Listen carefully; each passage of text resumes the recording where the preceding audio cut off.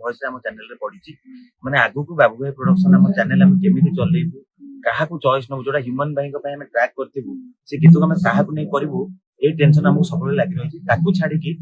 ହ୍ୟୁମାନ ସହିତ ଆମର ଗୋଟେ ବହୁତ ପର୍ସନାଲ ବଣ୍ଡ ଥିଲା ବହୁତ ଭଲ ମଣିଷ ମଣିଷଟିଏ ସିଏ ଆଉ ତାଙ୍କ ଯିବାଟା ଯୋଉ କ୍ଷତିପୂର୍ଣ୍ଣଟା କେହି ବି ପୂରଣ କରିପାରିବେନି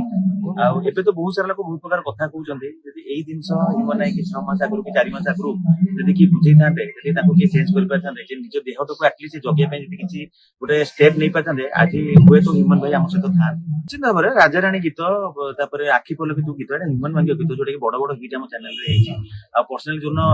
ରାଜାରାଣୀ ଗୀତର ରେକର୍ଡିଂ ଥିଲା ଉଦିତ ଆମର ଅଣ୍ଟେଲ ଆସିଥିଲେ ସେଦିନ ହ୍ୟୁମାନ ଭାଇଙ୍କର ତାଙ୍କର ଗୋଟେ ବଢିଆ ମିଳନ ହେଇଥିଲା ଷ୍ଟୁଡିଓରେ ସମୟ ଷ୍ଟୁଡିଓରେ